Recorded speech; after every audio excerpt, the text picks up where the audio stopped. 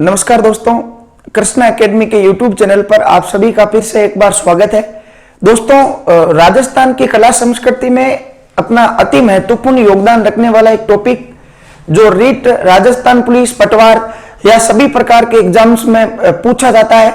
इसके अलावा दोस्तों हम यूं कह सकते हैं कि वो प्राचीन भारत से भी टॉपिक संबंध रखता है। आज हम उस टॉपिक के बारे में अध्ययन करेंगे।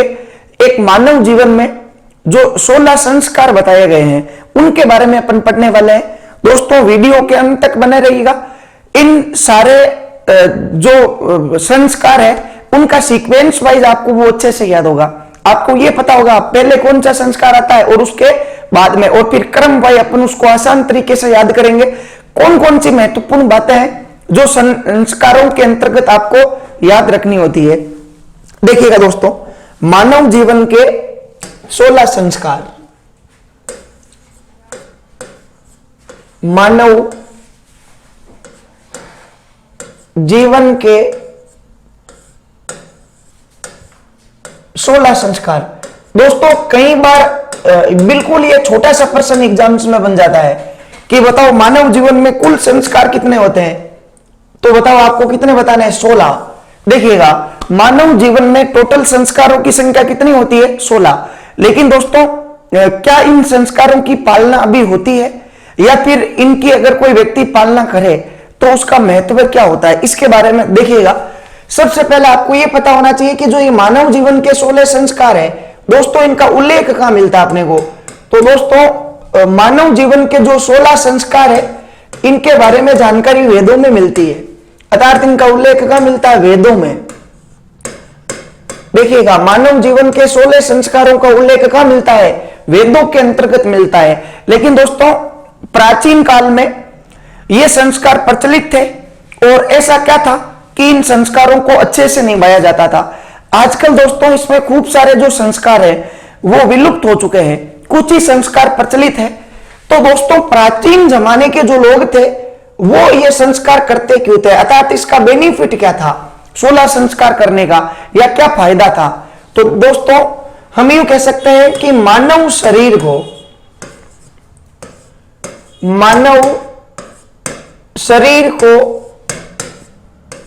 स्वस्थ, या हम यूं कह सकते हैं मानव शरीर को स्वस्थ,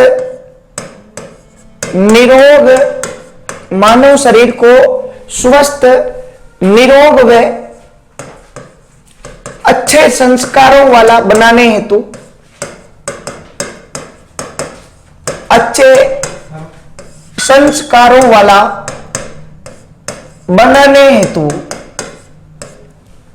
अच्छा संस्कारों वाला बनाने हेतु गर्भाधान से लेकर, दोस्तों ध्यान रखिएगा, मानव जीवन का पहला संस्कार होता है गर्भाधान।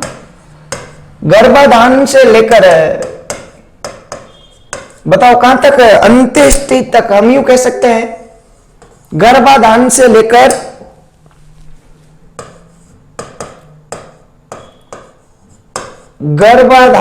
लेकर अंत्येष्टि तक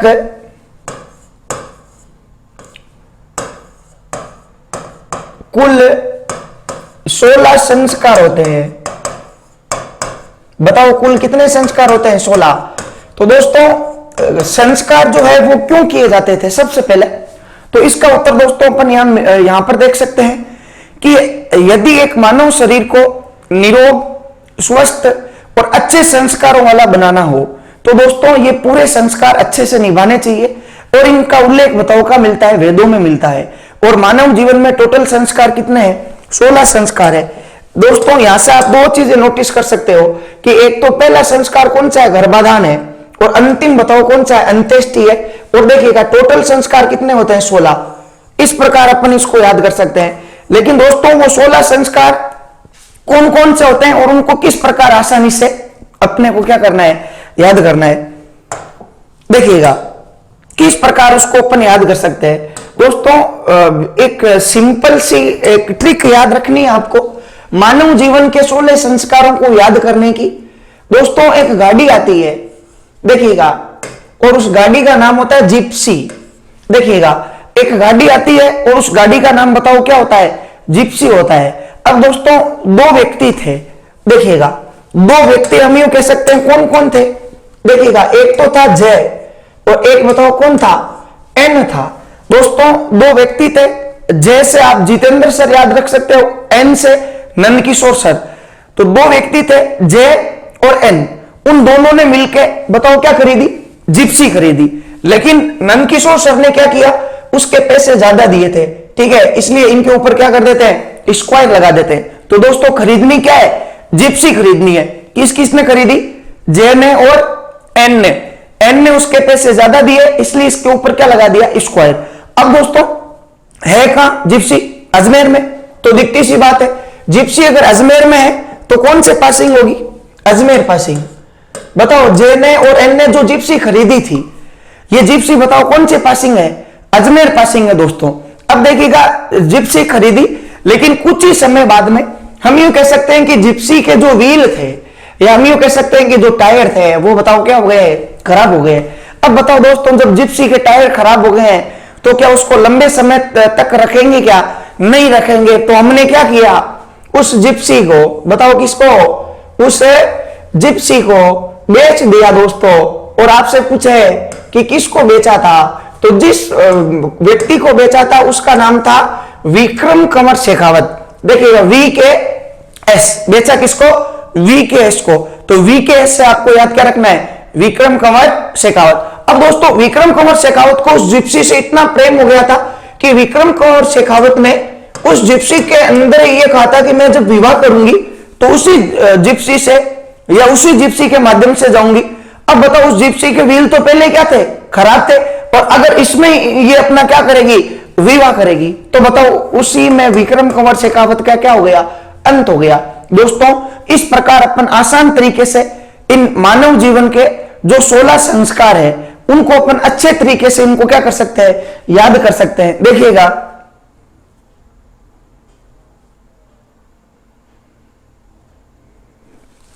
अब दोस्तों सबसे पहले देखिएगा जी से हम यूं कह सकते हैं कि जो पहला संस्कार होगा मानव जीवन का।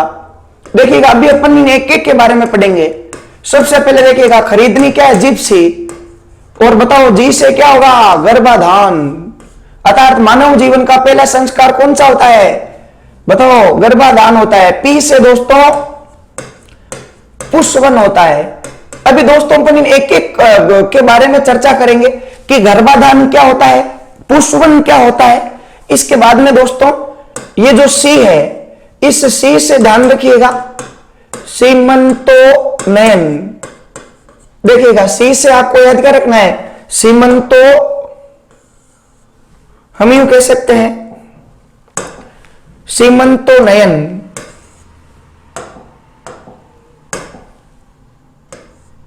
सीमंतोनयन। दोस्तों जय से आपको याद रखना है जातकर्म। बताओ जय से क्या होगा?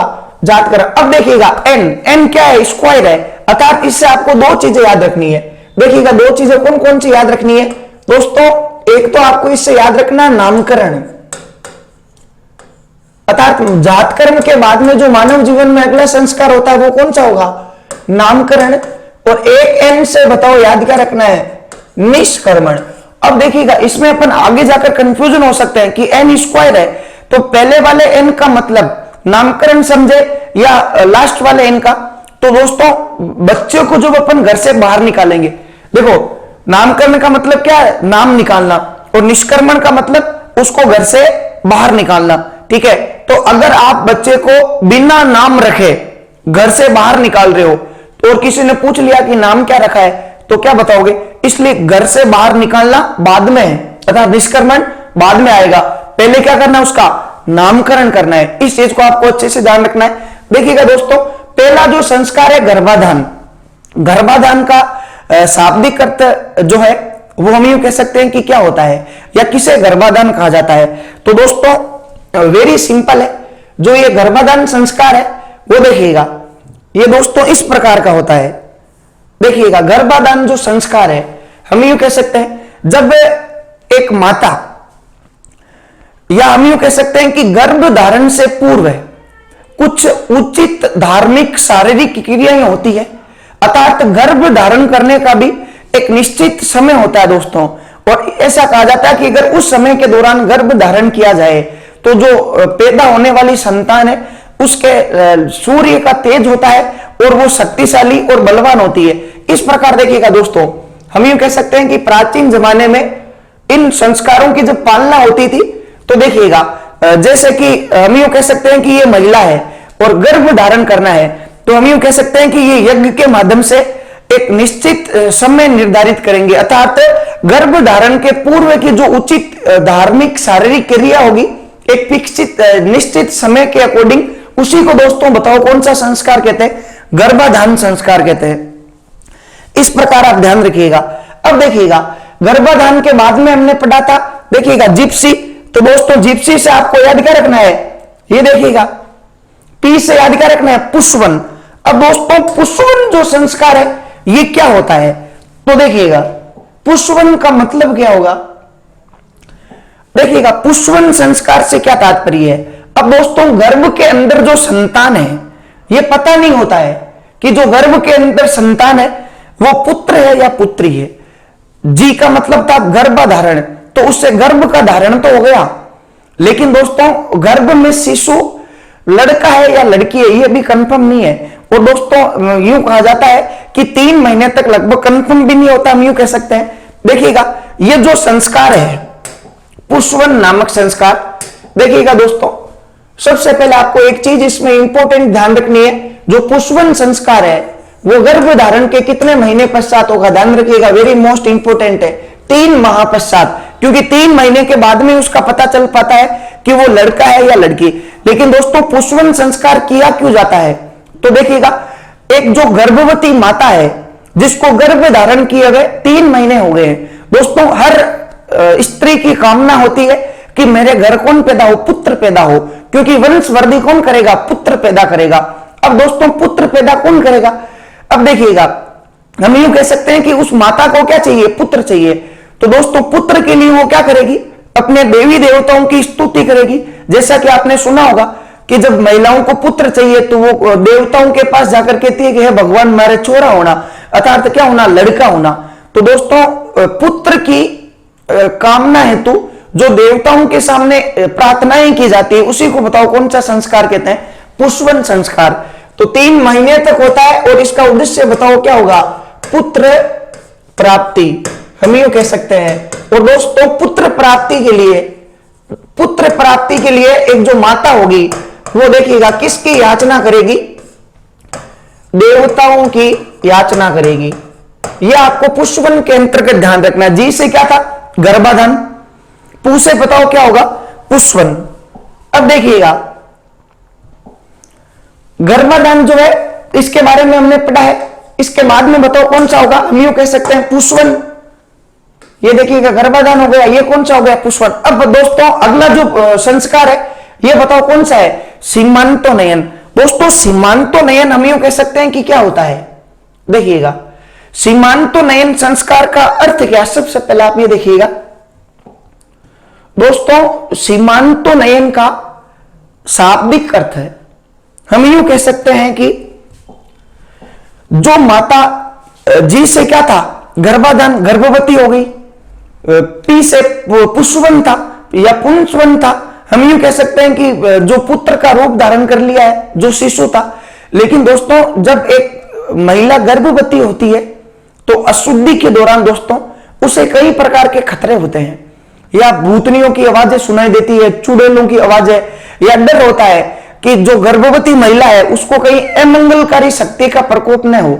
तो दोस्तों गर्भवती महिला को अमंगलकारी शक्तियों से बचाने हेतु जो संस्कार किया जाता है वो संस्कार बताओ कौन सा है? सीमांतोनयन संस्कार। तो आपसे अगर यूं कहा जाए कि सीमांतोनयन संस्कार क्या है, तो दोस्तों वेरी सिंपल है। हम यूं कह सकते हैं कि गर्भवती महिला को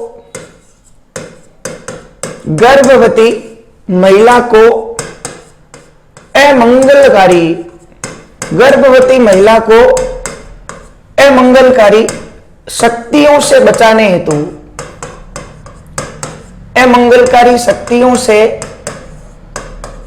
बचाने हेतु और दोस्तों अमंगलकारी शक्तियों का मतलब क्या है? जो गर्भ के समय या अशुद्धि के समय जिन बाहरी शक्तियों का डर होता है, चुड़ैल या भूतनी, हम यूं कह सकते हैं, तो अमंगलकारी शक्तियों से बचाना है। अब दोस्तों उससे भी इंपॉर्टेंट है कि ये जो संस्कार है ये किया कब जाता है?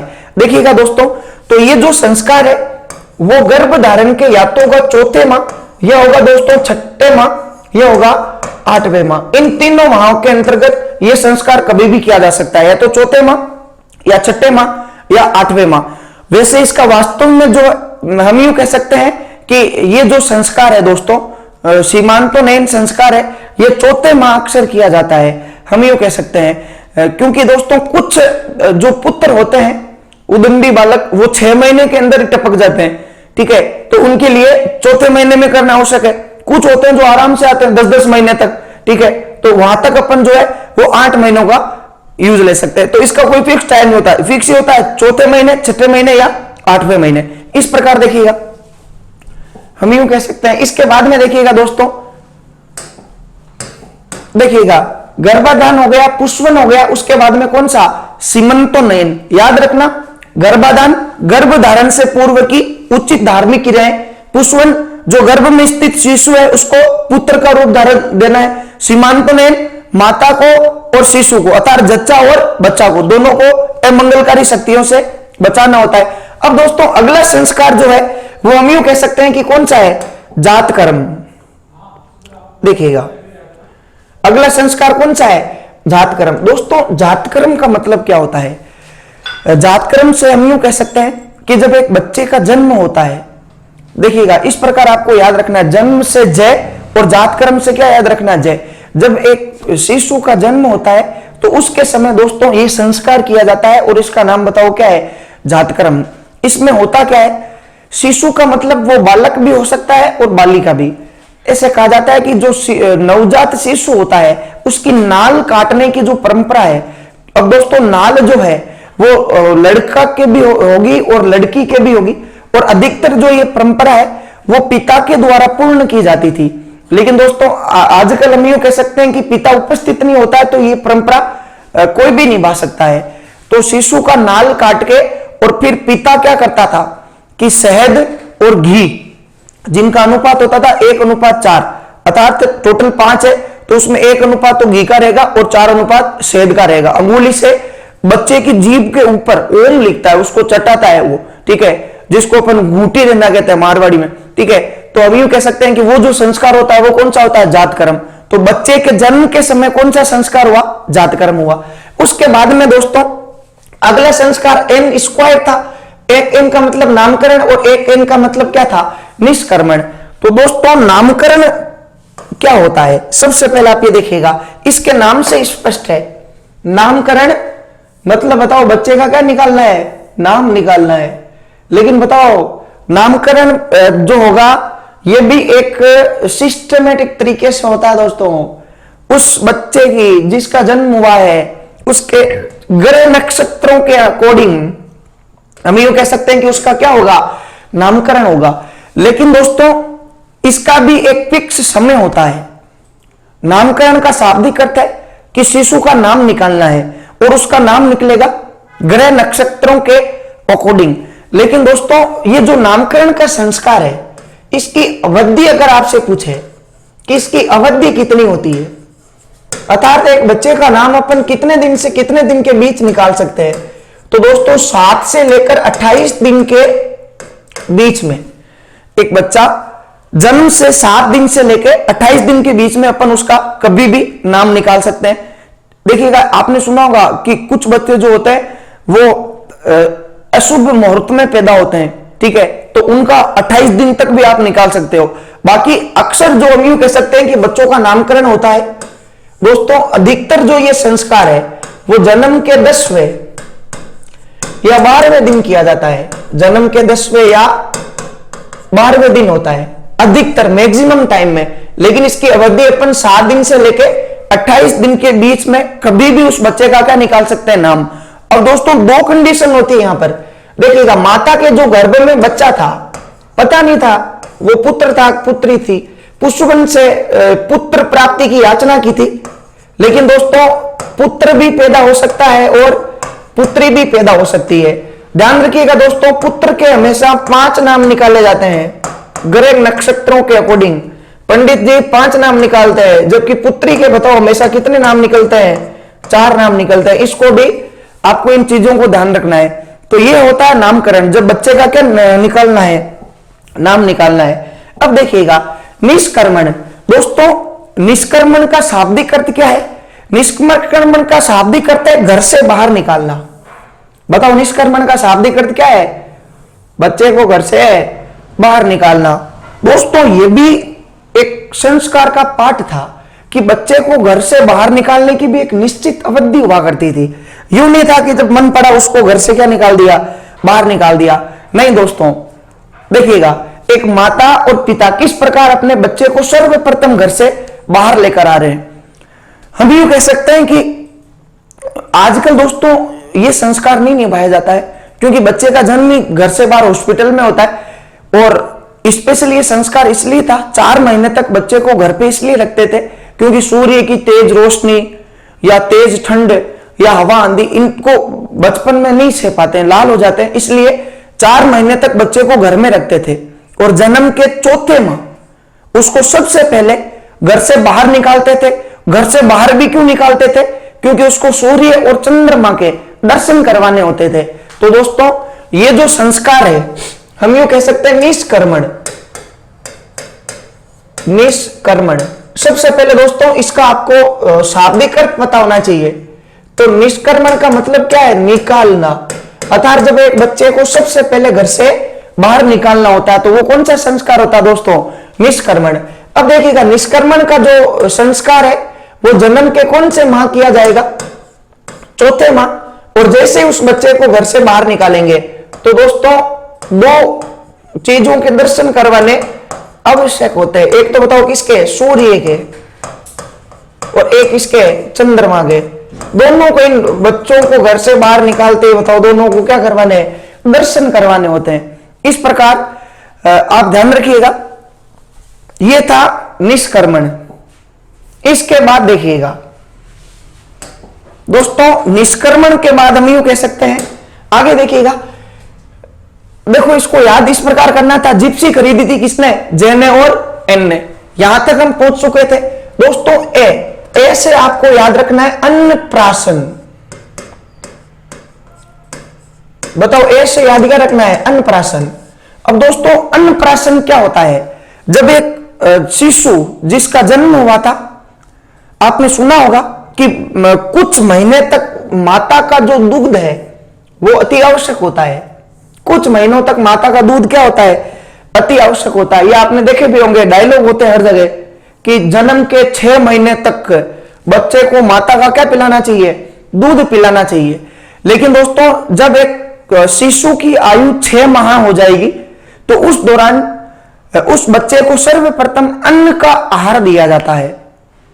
अब वो अन्न का आहार मतलब कुछ भी हो सकता है। वो बच्चा ये तो कहेगा नहीं मैं ब्रेड खाऊंगा या पार्ले जी खाऊंगा, जो घर वालों को उचित लगता है वो 6 महीने बाद में उस बच्चे को अन्न का आहार दिया जाता है। उसी को बताओ कौन सा संस्कार कहते हैं? अन्नप्राशन संस्कार हम यूं कह सकते हैं। तो बताओ ये कौन सा संस्कार है? अन्नप्राशन संस्कार। अन्नप्राशन संस्कार दोस्तों इसके बारे में आपको एक चीज जो है वो ध्यान रखनी है कि ये जो संस्कार है ये जन्म के कौन से माह होगा? तो दोस्तों जब एक बच्चे की आयु कितनी हो जाएगी? 6 माह। जब एक शिशु 6 माह का होगा उस समय उसे सर्वप्रथम क्या देना है? अन्न का आहार देना होता है। सर्वप्रथम उसको क्या देना होता है? अन्न का आहार देना होता है। इसी को बताओ क्या कहते हैं? अन्नप्राशन संस्कार। एक चीज जो आपको इंपॉर्टेंट ध्यान रखनी है, अन्नप्राशन का संस्कार जो है वो मैक्सिमम राधा अष्टमी के दिन किया जाता है दोस्तों। राधा अष्टमी का मतलब जिस दिन भगवान श्री कृष्ण की अर्धांगिनी राधा जी का क्या हुआ था? जन्म हुआ था। उसको राधा अष्टमी के रूप में मनाते हैं। और दोस्तों जो राधा अष्टमी का त्योहार है यह भाद्रपद माह के हम ये कह सकते हैं कि शुक्ल पक्ष की अष्टमी के दिन राधा अष्टमी का त्योहार आता है और इसी दिन अन्नप्राशन संस्कार अधिकतर किया जाता है। इस प्रकार देखिएगा। इसके बाद में देखिएगा दोस्तों, हम यूं कह सकते हैं,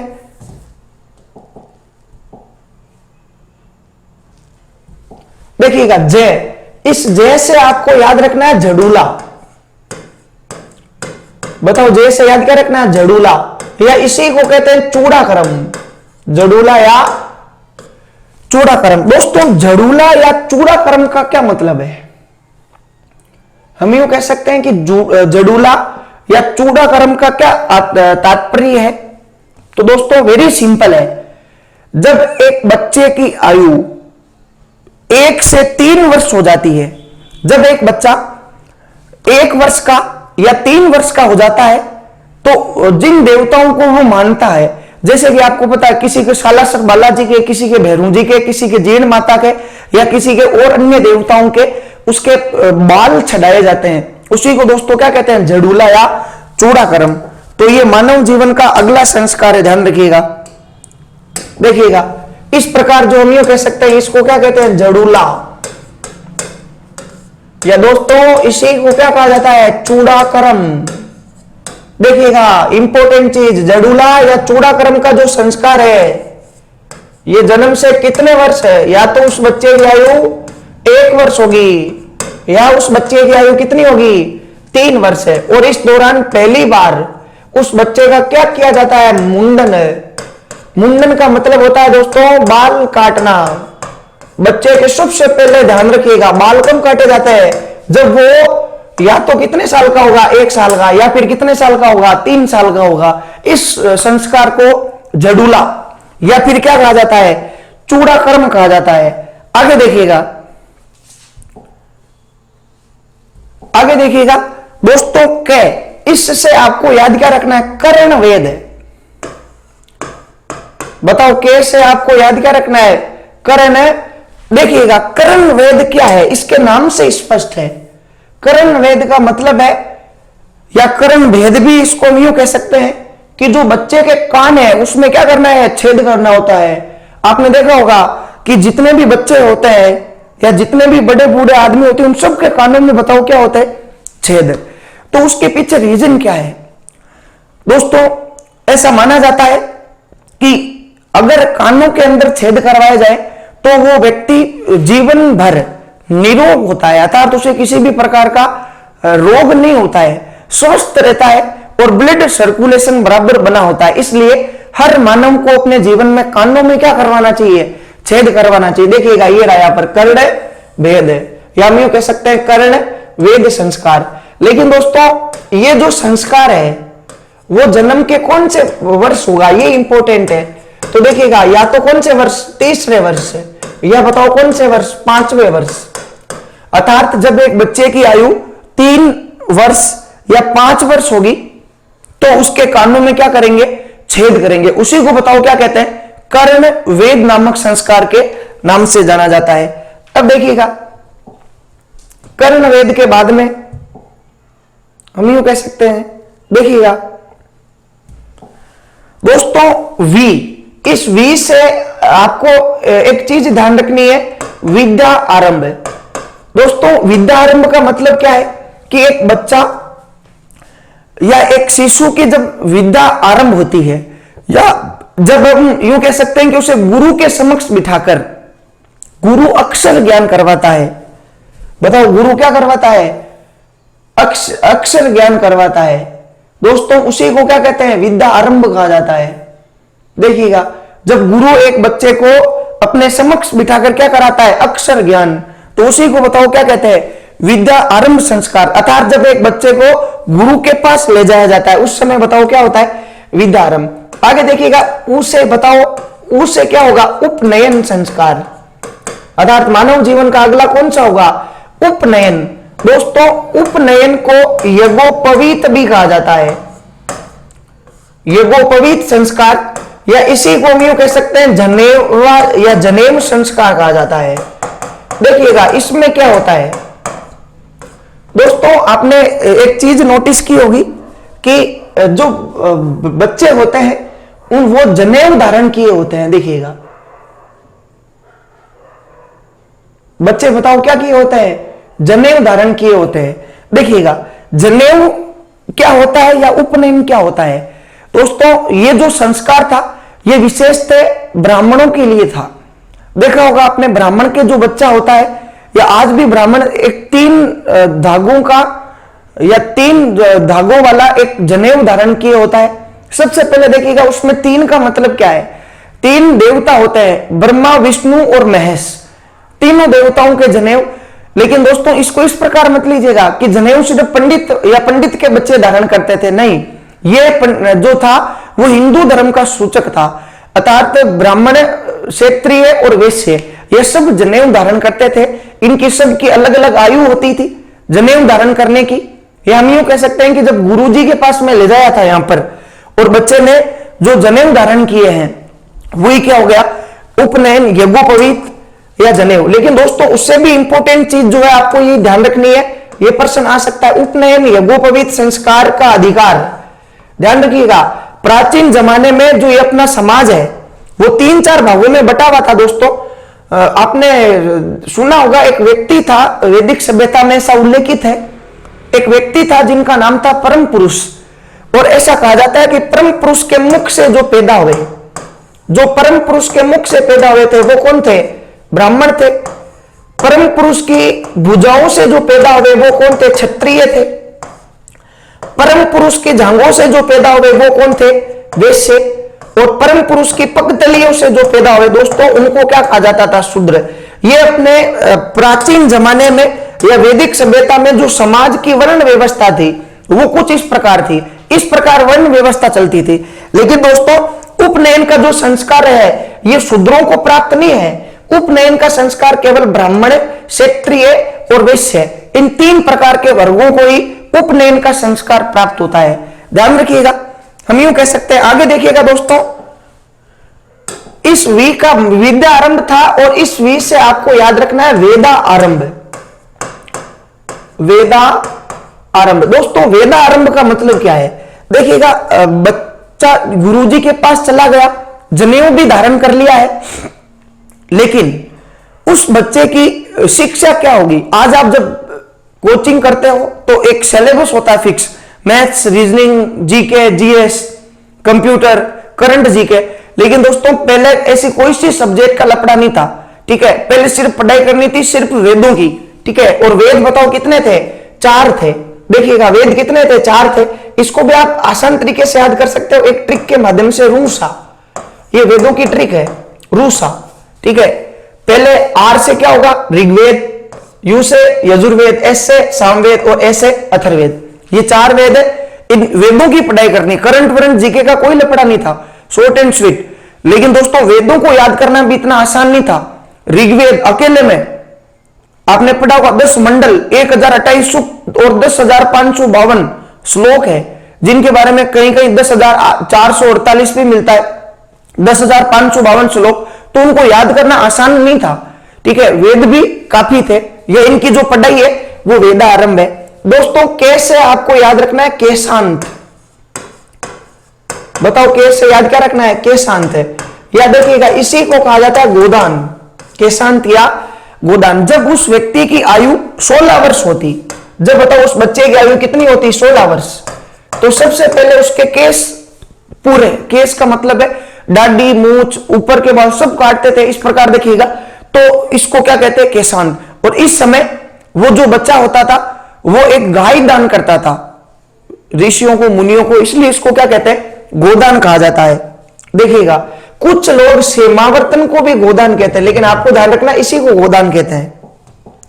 आगे देखिएगा एस का मतलब, इस एस से आपको याद रखना है समावर्तन। बताओ एस से याद क्या रखना है? समावर्तन है। या दोस्तों इसी को कहते हैं दीक्षांत, समावर्तन, या हम यूं कह सकते हैं इसी को क्या कहते हैं? दीक्षांत। या दोस्तों इसी को कहते हैं स्नातक। देखो ये क्या होता है? समावर्तन, दीक्षांत या स्नातक। जब एक शिशु की या एक बालक की शिक्षा कंप्लीट हुई तो दोस्तों अब वो क्या करेगा? गुरु दक्षिणा देगा। अपने गुरुजी को क्या देगा? गुरु दक्षिणा। आपने सुना होगा कि एकलव्य ने गुरु दक्षिणा दी थी, अपना अंगूठा काट कर दे दिया था, उसी प्रकार अब गुरुजी को क्या देनी होती है? दक्षिणा। दोस्तों पढ़ाई करने के बाद में दे रहे हैं, लेकिन अभी का सिस्टम उल्टा है, पहले गुरु दक्षिणा उसके बाद में शिक्षा। लेकिन पहले क्या होता था, जब पढ़ाई पूरी कंप्लीट होती थी उसके बाद में गुरुजी को क्या देनी होती थी? दक्षिणा। और जब गुरुजी को दक्षिणा मिलती तभी वो गुरु बच्चे को क्या देता? आशीर्वाद देता। और वो बच्चा स्नान करके अपने घर लौटता था, और स्नान करके घर लौटता था, इसलिए इसको क्या कहते थे? स्नातक कहते थे। ध्यान रखिएगा। अब जब वो घर पे आ गया है, बताओ बच्चा कहां गया है? घर पर आ गया है। देखिएगा, हम यूं कह सकते हैं कि वो कहां गया? घर पे आ गया है। और जब इधर से इधर वो डोलिया कूदता हुआ फिरेगा, देखिएगा, तो उसके पिता को लगेगा कि अब इस कालचे का क्या कर देना चाहिए? विवाह कर देना चाहिए, या इसके पीछे बताओ कौन लानी चाहिए? कालची लेकर आनी चाहिए। तो दोस्तों इस प्रकार का जो संस्कार होता है, यह कौन सा संस्कार होता है? विवाह संस्कार, हम यूं कह सकते हैं 15वां संस्कार। और दोस्तों उसके बाद में अंतिम जो संस्कार है, हम यूं कह सकते हैं अंत। और अंत से बताओ क्या याद रखना आपको? अंत्येष्टि या अंतिम संस्कार। अंत्येष्टि या अंतिम संस्कार जो मृत्यु के समय होता है, या जिसको अंतिम संस्कार कहा जाता है। दोस्तों ये मानव जीवन के 16 संस्कार थे। इसको आप एक तरीके से और याद रख सकते हो, ये जो उपनयन या गोपवीत या जो जनेऊ धारण करने की आयु होती है, दोस्तों ब्राह्मण का जो बच्चा होगा वो 8 वर्ष में जनेऊ धारण करता था। ब्राह्मण 8 वर्ष में, ध्यान रखिएगा। क्षेत्रीय जो होगा इसके जनेऊ धारण करने की आयु थी दोस्तों 12 वर्ष। और जो वैश्य होते थे, व्यापारी जिनको कहते थे, इनके जनेऊ धारण करने की आयु बताओ कितनी थी? 11 वर्ष थी। इस प्रकार हम यूं कह सकते हैं। लेकिन इस सामान्य ट्रिक से आप इसको याद रखना है, आपको इसको रटना नहीं है दोस्तों। सबसे पहले देखिएगा, मानव जीवन के 16 संस्कार, बताओ इनका उल्लेख कहां मिलता है? अन्नपदाता, वेदों में इनका उल्लेख मिलता है। और इससे शरीर बताओ क्या रहता है? स्वस्थ, निरोग और अच्छे संस्कारों वाला बनता है। और दोस्तों पहला संस्कार कौन सा था? गर्भाधान। जब एक गर्भ में बच्चे की उत्पत्ति हुई, उसके बाद में अंत्येष्टि। और टोटल कितने होते हैं? 16 संस्कार। और इन 16 संस्कारों को आपको उस ट्रिक के माध्यम से याद रखना है। जिप्सी खरीदी थी जे ने और एन ने। एन ने ज्यादा पैसे दिए, इसलिए उसके ऊपर क्या लगा दिया? स्क्वायर। जिप्सी कौन से पासिंग? अजमेर पासिंग। जिप्सी के व्हील क्या हो गए? खराब हो गए, इसलिए उसको विक्रम कंवर शेखावत को बेच दिया। विक्रम कंवर शेखावत को जिप्सी से इतना लगाव हो गया कि उसने उसी में विवाह किया, और वहीं पर उसका क्या हो गया? अंत। ये इनका कर्म था। और जो पूरा कंटेंट है वो आपने अच्छे से समझा है। आप अच्छे नोट्स भी बना सकते हो। धन्यवाद।